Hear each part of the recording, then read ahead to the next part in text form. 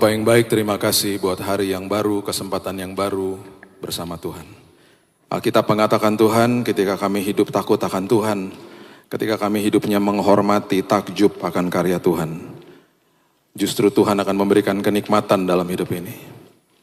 Tuhan akan memberikan umur panjang, Tuhan akan memberikan damai, sukacita, bahkan hikmat untuk menentukan arah hidup kami.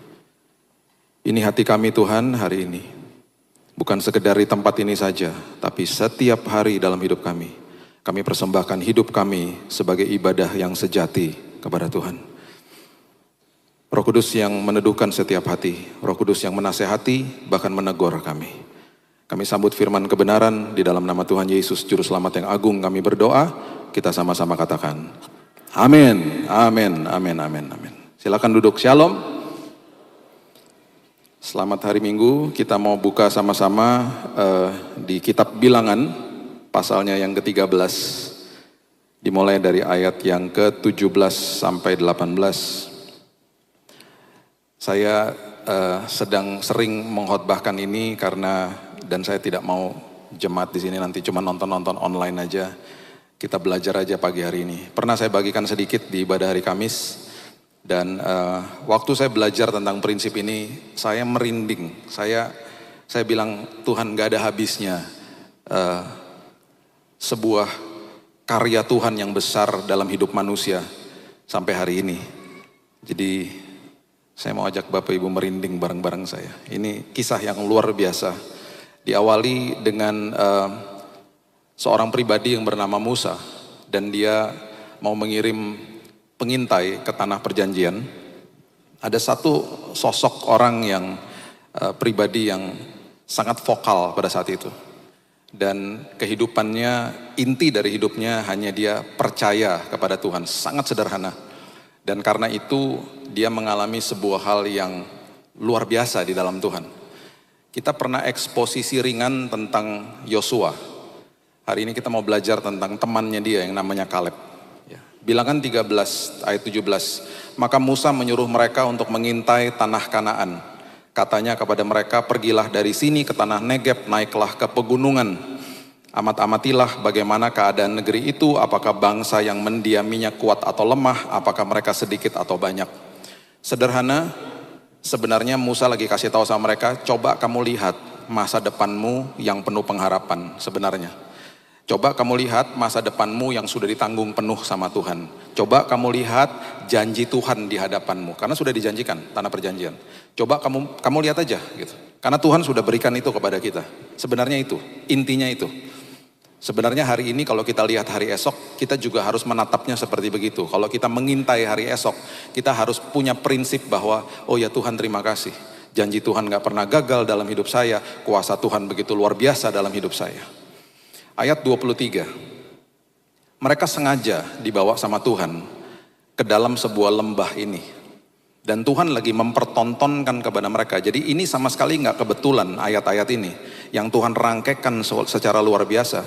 Dia membawa pengintai-pengintai ini ke sebuah lembah yang sangat luar biasa suburnya. Dia lagi kasih tahu sama mereka, ini loh tanah perjanjianmu itu seperti ini. Jadi mereka dibawa ke dalam sebuah lembah yang sangat subur, namanya lembah Eskol.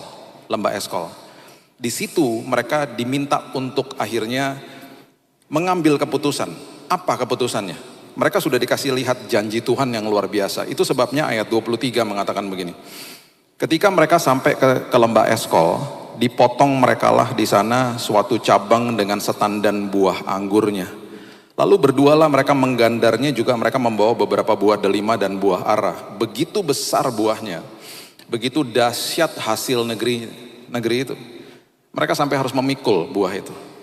Ini loh, Tuhan sengaja bawa mereka ke sana. Tuhan bilang, ini loh janjiku untukmu. Ini loh masa depanmu itu seperti ini sama aku. Dikasih lihat loh sama Tuhan. Dan tetap dalam hidup ini kita akan juga lihat masalah, sama aja. Sekarang kita mau pilih yang mana? Mau pilih karya Tuhan yang besar dalam hidup saya? Atau saya mau terpengaruh sama masalah saya? Tempat itu, ayat 24, dinamai orang lembah Eskol karena tandan buah anggur yang dipotong orang Israel di sana. Oke. Saya mau Bapak Ibu bersama-sama saya, kita jangan lupa tentang nama Eskol ini karena ada kaitannya dengan kisah ini. Jadi saya mau kita sama-sama katakan sama-sama supaya kita nggak lupa. Ya, katakan lembah Eskol bersama-sama saya. 2, 3, lembah. Katakan dengan keras sekali lagi, lembah Eskol. Jangan lupa, garis bawahi, karena ini kisahnya betul-betul luar biasa. Yang Tuhan pertontonkan kepada mereka, yang Tuhan kasih mereka lihat. Itu akan Tuhan lakukan dan ada karya Tuhan di balik semua ini. Ya. Sesudah lewat 40 hari, ayat 25. Sesudah lewat 40 hari, jadi mereka mengintai ini 40 hari. Pulanglah mereka dari pengintaian negeri itu. Ya, dan langsung datang kepada Musa, Harun, dan segenap umat Israel di Kadesh. Kadesh itu sebenarnya kalau lengkapnya Kadesh Barnea namanya. Di padang gurun Paran. Mereka membawa pulang kabar kepada keduanya dan kepada segenap umat itu dan memperlihatkan kepada sekaliannya hasil negeri itu. Jadi mereka pulang 40 hari pengintaian, mereka berhadapan sama Musa, sama Harun, ini bos-bosnya gitu ya, sama segenap bangsa Israel, mereka memberikan laporan. Bos, guys, ini loh laporannya, ini loh janji Tuhan memang luar biasa. Dan ini adalah sebuah karya Tuhan yang luar biasa. Mereka memperlihatkan hasil tanah itu. Mereka memperlihatkan hasil yang luar biasa kepada mereka. Dikasih tahu. Ya. Nah, ayat yang ke-27. Mereka katakan ini, ayat 27. Ini ya, 12-12-nya masih sepakat Bapak Ibu. 12-12-nya ini masih sepakat. Mereka masih mengatakan betul Tuhan hebat, betul hasil tanahnya luar biasa. Bilangan 13 ayat 27. Mereka menceritakan kepadanya, kami ini sudah masuk ke negeri kemana kau suruh kami. Dan memang, tuh loh mereka katakan, negeri itu berlimpah-limpah susu dan madunya. Dan ini loh hasilnya, udah dikasih lihat loh. Ada bukti otentik, bukti fisiknya tuh ada. Ini loh hasilnya. Ini 12-nya masih sepakat satu kata. Di ayat yang ke-28, di sini suaranya pecah. Yang 10 nggak percaya sama kebesaran Tuhan, sementara yang 2 kita sudah tahu Yosua dan Kaleb, itu mereka nggak sepakat sama yang 10 ini. Karena yang 10 bilang begini, dimulai dengan kata hanya, namun, tetapi, betul Tuhan saya besar Pak, betul kesaksian-kesaksian orang-orang di sekitar saya luar biasa, tapi, namun, hanya, bangsa yang diam di negeri itu, ayat 28, kuat-kuat, dan kota-kotanya berkubu dan sangat besar, keturunan enak telah kami lihat di sana. Bos, mereka besar bos, mereka luar biasa mengerikannya bos, mereka raksasa bos. Betul janji Tuhan hebat Pak, tapi penyakit saya ini akut Pak, masalah rumah tangga saya tuh udah gak bisa ditolong Pak. Waktu mereka mendeskripsikan masalah mereka, ada sebuah kalimat di dalam firman Tuhan yang mengeluarkan sebuah julukan kepada kalimat-kalimat seperti ini.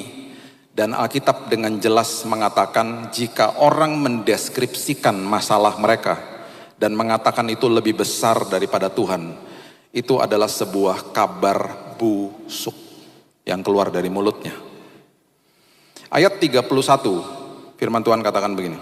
Tetapi orang-orang yang pergi ke sana bersama-sama dengan dia berkata, kita tidak dapat maju menyerang bangsa itu. Karena mereka lebih kuat daripada kita. Ini unik sekali memang kalimat ini. Kita tuh gak bisa maju lawan mereka, karena mereka lebih kuat daripada kita. Harusnya mereka tambahin lagi, tapi guys, inget loh, Tuhan kita lebih besar, dia yang berperang bagi kita. Yuk kita maju aja, harusnya gitu. Harusnya gitu. Kalau lihat keterbatasan kita, betul kita punya keterbatasan. Ini sebenarnya kalimat ini valid sebenarnya. Valid. Tetapi harusnya mereka percaya, mereka nggak percaya. Jadi mereka stop sampai di situ. Memang kami nggak bisa lah, kami nggak mampu lah. Dan memang kita nggak mampu. Tanpa Tuhan nggak bisa. Harusnya mereka terusin lagi. Karena mereka tidak percaya sama kebesaran Tuhan atas masalah mereka. Di ayat yang ke-32, Alkitab mengatakan begini, juga mereka menyampaikan kepada orang Israel kabar busuk. tentang negeri yang diintai mereka dengan berkata, negeri yang telah kami lalui untuk diintai adalah suatu negeri yang memakan penduduknya. Dan semua orang yang kami lihat di sana adalah orang-orang yang tinggi-tinggi perawakannya. Bos, mereka besar bos, mereka mengerikan. Nah, saya mau memberikan gambaran kepada Bapak Ibu. Yang mereka katakan besar dan mengerikan itu seperti apa sih? Alkitab sudah mencatat raksasa-raksasa ini sudah ada sejak zaman sebelum itu. Dicatat di Alkitab ada di Kejadian pasal yang ke-6 ayat yang ke-4. Coba lihat. Kejadian pasal yang ke-6 ayat yang ke-4 itu adalah cikal bakal daripada kaum yang dinamakan bangsa Enak. Bangsa Enak atau yang bahasa Inggrisnya dikatakan the long neck. Jadi orang-orang yang lehernya besar-besar dan tinggi-tinggi. Ini disebut juga bangsa Anakim atau Anakites. Kalau kita pernah dengar istilah-istilah ini. Mereka lahir, mereka ada itu karena ini, Kejadian 6 ayat 4. Pada waktu itu, orang-orang raksasa itu ada di bumi. Kenapa mereka ada? Juga pada waktu sesudahnya. Kenapa? Karena ketika anak-anak Allah, perhatikan kalimat ini, anak-anak Allah itu adalah the fallen angels, malaikat yang sudah jatuh. Malaikat yang sudah jatuh itu menghampiri anak-anak perempuan manusia, mengawini mereka, dan perempuan-perempuan ini melahirkan anak bagi mereka. Inilah orang-orang gagah perkasa di zaman purbakala, orang-orang yang kenamaan, orang-orang yang cukup populer memang saat itu karena mereka besar-besar dan figurnya mereka itu tidak seperti manusia normal karena malaikat kawin sama manusia. Jadi lahirlah the long neck sini maksudnya. Salah satu keturunan mereka adalah Goliat. Dan bahkan sejarah mencatat ada yang matanya cuma satu, the Cyclops.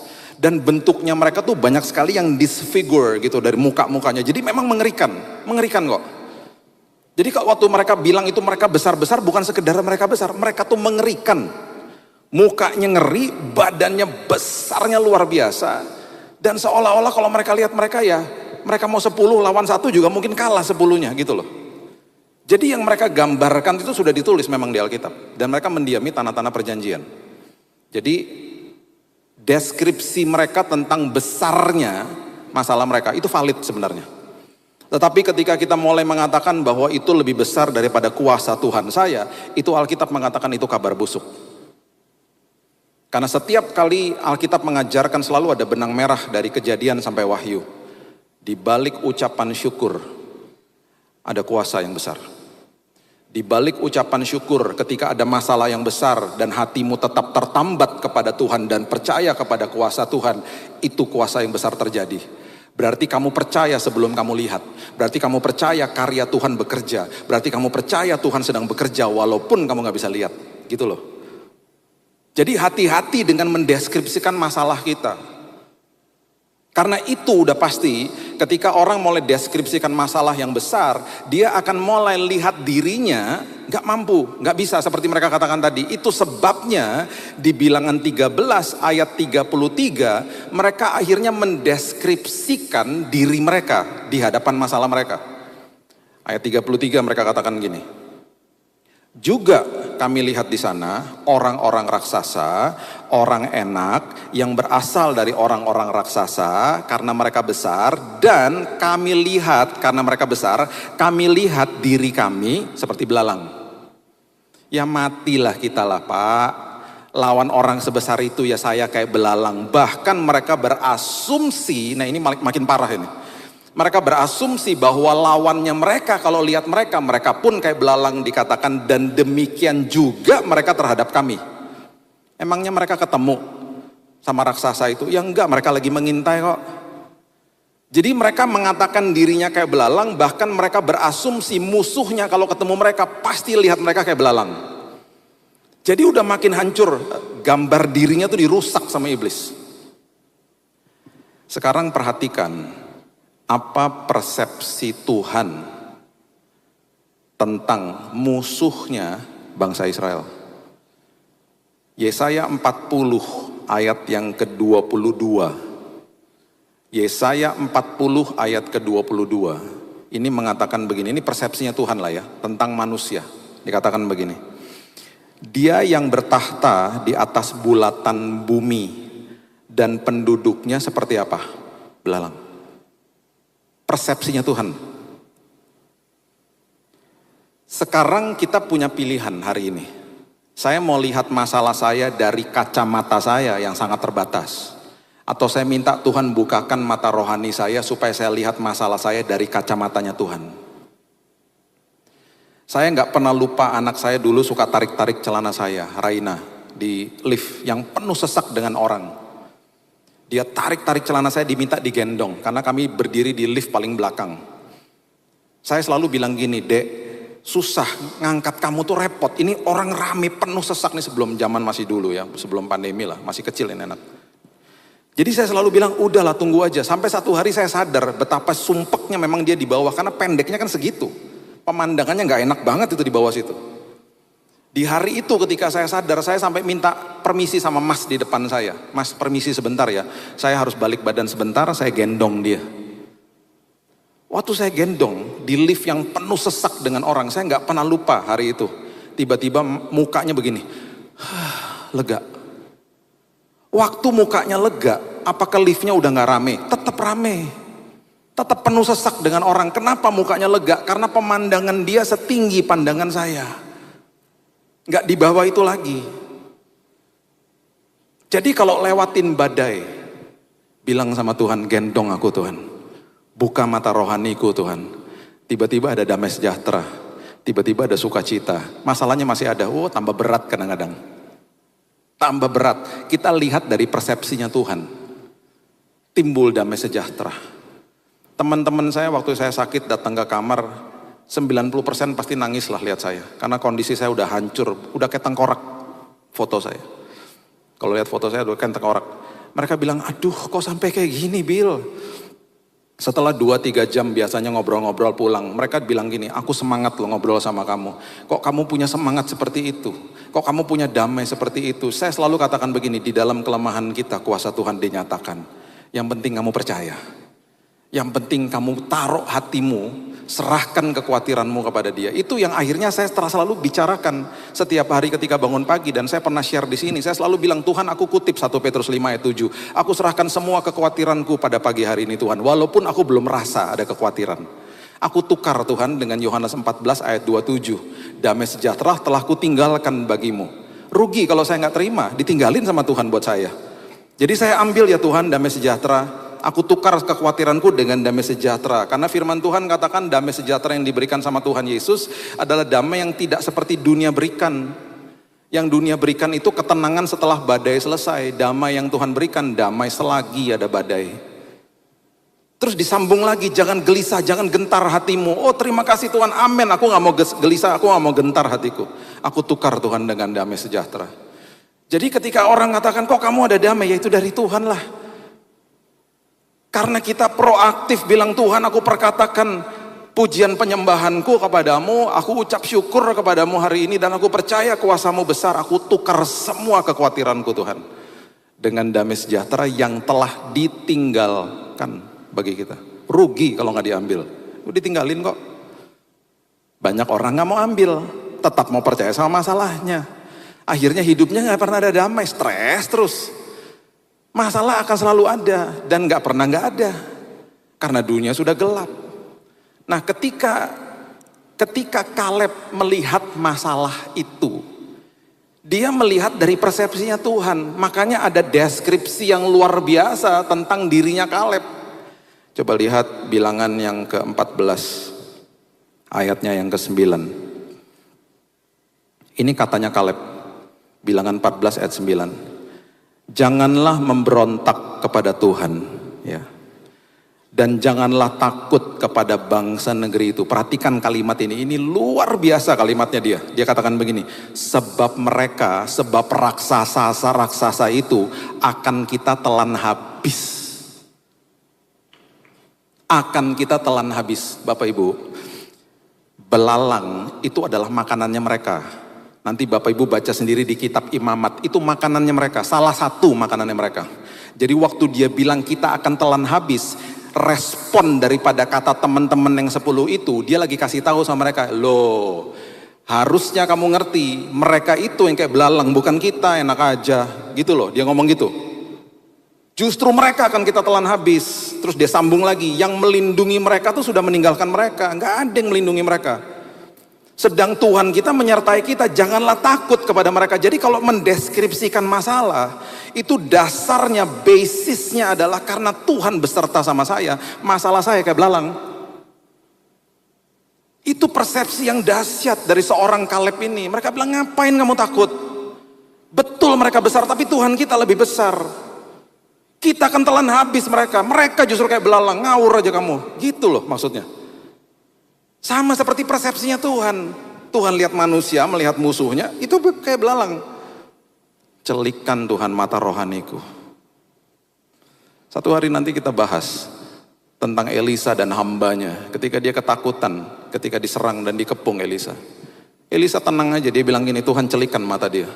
Waktu dicelikan matanya, dia melihat bala tentara surga yang jumlahnya lebih besar daripada musuhnya. Dan bahkan kisah itu akhirnya diakhiri dengan apa? Musuhnya dibutakan. Musuhnya dibutakan. Dia bilang sama Tuhan, butain tuh mata-mata musuhnya. Ikut Tuhan. Itu berarti mata rohani kita dicelikan, mata musuh kita dibutakan sama Tuhan. Itu Tuhan. Itu dahsyatnya Tuhan kita. Jadi ngapain takut? Makanya bilang sama Tuhan, hari lepas hari celikan mata rohaniku Tuhan, supaya aku sadar betapa besarnya Tuhan dalam hidupku. Gara-gara itu, ya, gara-gara itu. Ini yang Tuhan katakan tentang anaknya yang namanya Kaleb. Bilangan 14 ayat 24, firman Tuhan katakan gini. Ini saya suka dengan kalimat ini. Dia katakan gini, hambaku Kaleb, ya, karena dia tuh lain jiwa yang ada padanya, dan ia mengikut aku dengan sepenuhnya. Akan kubawa masuk ke negeri yang telah dimasukinya itu, dan keturunannya akan memilikinya. Ini janjinya Tuhan kepada dia. Dan Tuhan katakan dengan jelas, karena dia ikut aku dengan sepenuh hati, orang ini adalah orang yang lain jiwa. Lain jiwa tuh different spirit, punya roh yang berbeda. Berarti orang yang percaya sama Tuhan, orang itu kelainan jiwa. Itu kata saya. Lain jiwa, different spirit. Terus Tuhan bilang apa? Kamu akan kubawa masuk. Kenapa Tuhan bilang begitu? Karena ada hukuman Tuhan kepada bangsa Israel. Kalau Bapak Ibu pernah berpikir kenapa ya mereka mengembara sampai 40 tahun? Ini jawabannya. Coba lihat bilangan 14 ayat 33 dan 34. Bilangan 14 ayat 33 dan 34. Tuhan katakan gini, anak-anakmu akan mengembara sebagai penggembala di padang gurun 40 tahun lamanya, dan akan menanggung akibat ketidaksetiaan sampai bangkai-bangkaimu habis di padang gurun. Sesuai dengan jumlah hari yang kamu mengintai negeri itu, berapa lama kamu mengintai? 40 hari. Nah perhatikan ini, 1 hari dihitung 1 tahun. Nah loh, 1 hari kamu mengintai dihitung 1 tahun. Jadi sekarang 40 tahun lamanya kamu harus menanggung akibat kesalahanmu, supaya kamu tahu rasanya jika aku berbalik daripadamu. Kalau mereka mengintainya 50 hari, mereka akan mengembara 50 tahun berarti. Jadi mereka mengembara 40 tahun itu gara-gara 10 pengintai. Gara-gara 10 pengintai yang mempengaruhi orang segitu banyak. Karena kalah suara yang dua ini, yang duanya kan percaya. Kaleb sama Yosua kan percaya, makanya kita nggak pernah dengar nama-nama Nafbi, Palti, Galdi. Kita nggak pernah dengar nama-nama itu. Mereka mati di padang gurun, padahal nama-nama mereka itu ada di bilangan 13. Mereka bukan pahlawan iman, tetapi pahlawan iman bagi kita yang kita masih dokumentasikan namanya kepada keturunan kita, itu Yosua dan Kaleb. Kita masih memberikan nama-nama itu kepada anak-anak kita. Karena mereka pahlawan iman. Mereka mengembara 40 tahun gara-gara 10 itu. Bapak Ibu perhatikan prinsip ini. Yosua sama Kaleb, mereka kan percaya. Tapi karena dihukum 40 tahun, mereka kan kena imbasnya. Kan Tuhan gak pernah bilang gini, Yosua sama Kaleb, kamu masuk duluan sana tanah perjanjian, yang ini gak boleh masuk, kamu duluan. Enggak, mereka ikut mengembara 40 tahun.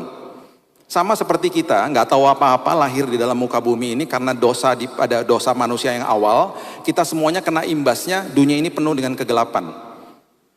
Tetapi Tuhan selalu memperhitungkan anak-anaknya dan menyertai, melindungi anak-anaknya. Itu sebabnya dia katakan, aku akan sertaimu. Kamu justru akan masuk ke tanah perjanjian. Bapak Ibu, 10 pengintai nggak boleh masuk. Mereka mati kena tulah. Generasinya mereka di wipe out. Nggak boleh masuk, mati semua di padang gurun. Yang boleh masuk sama Yosua dan Kaleb itu anak-anak yang muda-muda. Yang sangat muda, anak-anak youth-nya gitu. Generasi berikutnya. Itu yang boleh masuk sama mereka.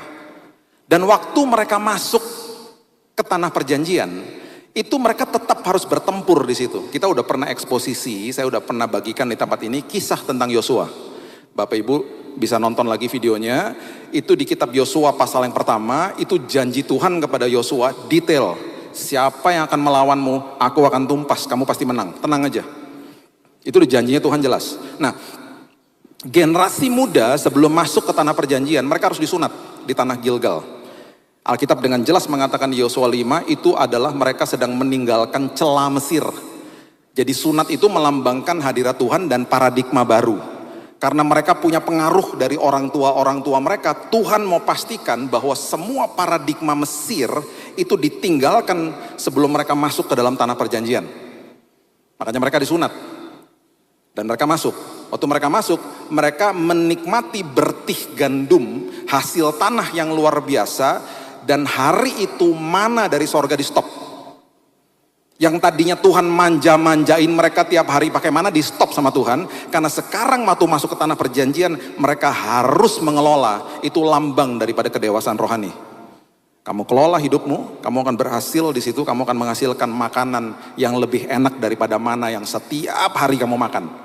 Kamu akan nikmati anggur, kamu akan nikmati susu, madu, bertih gandum, makanan yang luar biasa melimpah. Tapi harus kamu kelola.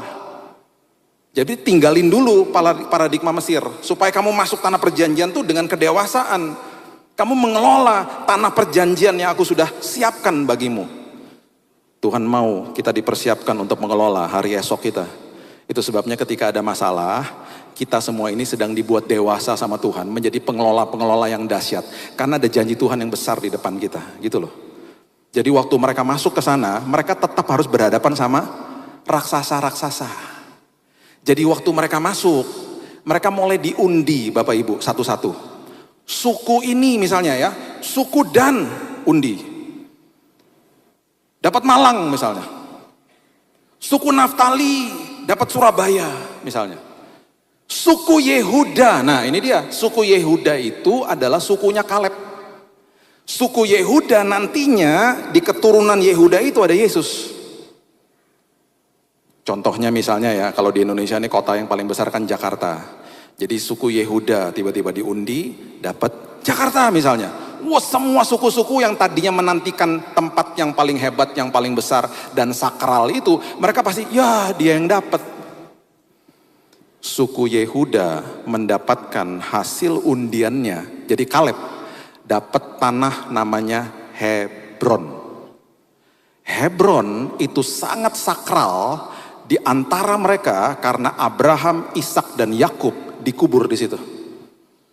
Jadi itu merupakan tanah yang sakral yang dinanti-nantikan sama semua suku sebenarnya. Jadi waktu undiannya keluar dikasih Hebron, wah itu pasti semua suku, ya dia yang dapat, Kaleb yang dapat. Ada kemungkinan besar Alkitab tidak menulis dengan detail ya. Yosua tuh ngomong sama Kaleb.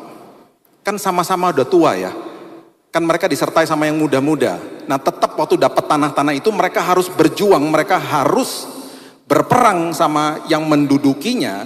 Tetapi generasi muda ini udah ngerti, mereka pasti menang. Jadi gak ada yang bersungut-sungut udah. Mereka percaya janji Tuhan, kita perang pasti kita menang. Oh mereka udah gagah perkasa. Nah jadi ada kemungkinan Yosua tuh ngomong gini sama Kaleb. Leb, kamu tuh kan udah tua sama-sama saya.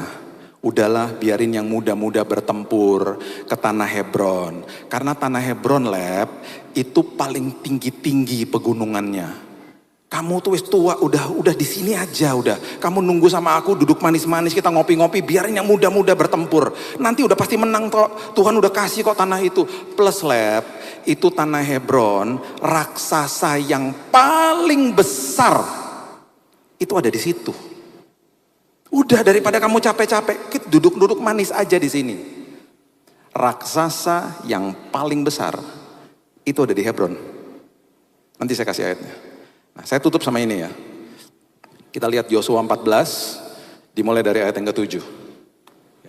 Yosua 14 ayat yang ke-7. Ini responnya Kaleb kepada Yosua. Dia bilang gini.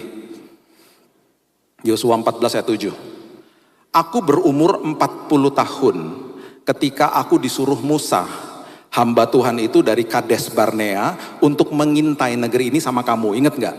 Ya, sama 10 teman kita yang udah pada mati itu, yang nyebelin itu loh. Dan aku pulang membawa kabar kepadanya sejujur-jujurnya. Kamu ingat toh, waktu aku pergi sama kamu itu usiaku tuh 40 tahun. Dia bilang gitu. Oke, kita sambung lagi, coba lihat ayat 10. Dia bilang gini, jadi sekarang bro, dia bilang nih sama Yosua, sesungguhnya Tuhan itu telah memelihara hidupku seperti yang dijanjikannya. Kan Tuhan udah janji pelihara hidupku. Peliharanya itu gimana sih? Kini sudah 45 tahun lamanya sejak saat itu, sejak diucapkan Tuhan firman itu kepada Musa, dan selama itu orang Israel mengembara di padang gurun. Jadi sekarang hari ini aku ini telah berusia 85 tahun. Udah tua. Aku ini 85 tahun memang. Itu waktu kita mengintai itu waktu aku umur 40 tahun. Itu 45 tahun yang lalu. Terus dia sambung lagi ayat 11. Pada waktu ini, bro, aku nih masih sama kuat seperti pada waktu aku sama kamu tuh disuruh Musa. Seperti kekuatanku pada waktu itu, demikianlah kekuatanku sekarang untuk berperang dan untuk keluar masuk. Dengan kata lain, kamu jangan suruh aku ngopi-ngopi sama kamu di sini. Aku mau ikut perang karena kekuatanku masih sama. Karena orang-orang yang percaya sama Tuhan, tubuh, jiwa, dan rohnya tetap diberikan kesehatan dan kekuatan sama Tuhan. Itu maksudnya. Bapak Ibu hidup di dalam dunia yang sudah jatuh ini, kalau kita percaya sama Tuhan kita yang luar biasa, tubuh, jiwa, dan roh diberikan kekuatan sama Tuhan. Dia awet muda, dia dipelihara sama Tuhan. Itu sebabnya di ayat yang ke-12, di bagian yang pertama, dia katakan begini sama Yosua, bro, oleh sebab itu berikanlah kepadaku pegunungan. Bahasa Inggrisnya apa? Give me the mountain. Apapun masalah besar di depan kita hari ini, katakan, berikan aku pegunungan itu. Karena yang berperang bukan aku tapi Tuhan. Give me the mountain. Dia gak peduli, dia gak mau duduk-duduk manis. Aku mau perang. Ayat 13, ini bukti dikasih Hebron. Yosua memberkati Kaleb bin Yefune. Diberikannya Hebron kepadanya menjadi milik pusakanya. Perhatikan ayat terakhir, ayat 15. Nama Hebron dahulu ialah Kiryat Arba. Arba ialah orang yang paling besar di antara orang enak. Ini bukti bahwa raksasa yang paling besar ada di tanah Hebron. Dan setelah dia bertempur dan dia menang, Alkitab katakan amanlah negeri itu, semuanya selesai berhenti berperang. Saya mau beritahu ini kepada Bapak Ibu. Ingat lembah Eskol yang tadi kita sebutkan? Ingat ya? Lembah Eskol itu ternyata ada di tanah Hebron. Di balik pegunungan yang tinggi, di balik raksasa yang paling besar, menanti lembah yang paling indah yang Tuhan sudah siapkan bagi dia. Di balik masalah yang besar dalam hidupmu, di balik masalah yang sangat besar, sudah menanti lembah Eskol bagi setiap kita. Itu sebabnya di awal Tuhan kasih tahu sama dia, Tuhan giring mereka ke lembah Eskol. Tuhan mau lihat, aku mau lihat, percaya gak nih anak-anak aku sama aku. Aku kasih lihat nih janjiku. Aku kasih lihat masa depannya yang luar biasa. Gak ada yang percaya, 10-nya gak percaya. Tuhan kasih lihat loh, kalau kamu percaya itu jadi milikmu. Lembah Hebron diberikan kepada Kaleb. Saya mau beritahu ini Bapak Ibu, kalau hari ini ada pegunungan yang sangat tinggi di depanmu. Kalau hari ini ada raksasa yang paling besar di depanmu, itu berarti Tuhan tahu ada Kaleb di dalam dirimu. Dan Tuhan tahu kita akan menghadapi itu semuanya. Dan Tuhan yang berperang bagi kita. Dan lembah Eskol menanti bagi saudara dan saya. Saya akan tutup dengan ini.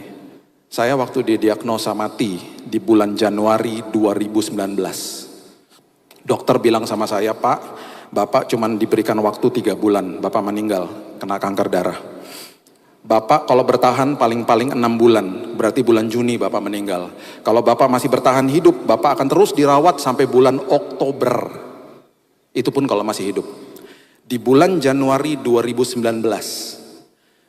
di tahun itu, kedua anak saya, yang satu di bangku SMA, akhir kelas 3, yang satu di bangku SD kelas 6. Berarti di bulan Mei mereka akan lulusan, di bulan Juni dua-duanya wisuda. Saya bilang gini sama Tuhan, Tuhan kalau saya lihat wisuda di bulan Juni, itu gunung yang sangat tinggi bagi saya. Seolah-olah gak mungkin. Tuhan, aku percaya Tuhan yang berperang bagi saya. Saya mau hadir di wisuda anak saya Tuhan. Apa yang dunia katakan, saya percaya kuasa Tuhan lebih besar. Di bulan Februari Tuhan sembuhkan saya dengan mujizat yang luar biasa. Saya udah sering sampaikan di sini. Di bulan Mei saya dikeluarkan dari rumah sakit. Sempat saya tanya gini sama dokternya, nggak ada obat toh dok? Nggak ada, kalau kamu pusing minum Panadol aja. Di bulan Juni saya hadir di wisuda anak saya, duduk di depan. Saya udah gak inget acaranya seperti apa, karena sepanjang acara saya cuma bisa nangis. Karena duduk di tempat wisuda anak saya di dua-dua wisuda itu lembah Eskol bagi saya. Itu keindahan yang luar biasa bagi saya. Jadi saya mau memberikan semangat kepada Bapak Ibu, apapun masalahmu, katakan kepada gunungmu, Tuhan saya lebih besar, Tuhan saya lebih dahsyat. Di balik itu semuanya berkat Tuhan menanti bagi kita. Yes, berikan tepuk tangan kita untuk Tuhan kita. Haleluya. Bapak yang baik, terima kasih Tuhan. Kalau kami belajar tentang pribadi yang luar biasa ini Tuhan, tentang Kaleb. Hari ini Tuhan kami tahu bahwa ada Kaleb-Kaleb di tempat ini Tuhan. Bahkan pegunungan yang setinggi apapun kami akan katakan give me the mountain. Karena kami tahu yang berperang itu Tuhan. Dan kami tahu di balik itu semuanya pemulihan, kesembuhan, kesehatan, provisi daripada Tuhan sudah menanti bagi kami. Kami percaya kebesaran Tuhan, kami percaya kuasa Tuhan. Tuhan pulihkan iman kami, buat iman kami bertumbuh di dalam Tuhan. Celikan mata rohani kami, supaya kami melihat kebesaran Tuhan dan kuasa Tuhan. Kami serahkan hidup kami, masa depan kami dalam tangan Tuhan, hidup kami pasti penuh kesaksian.